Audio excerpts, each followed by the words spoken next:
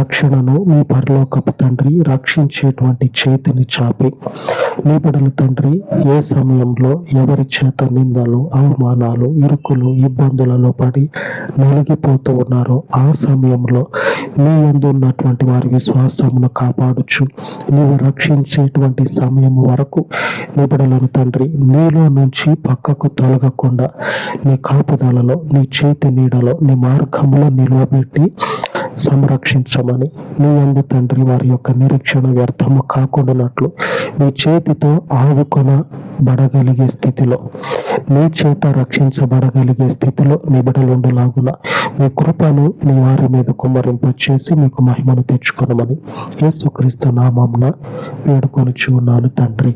ఆమేన్, ఆమేన్. మన పరిశుద్ధుల కృప మనకు తోడై ఉండును గాక. ఆమేన్, ఆమేన్.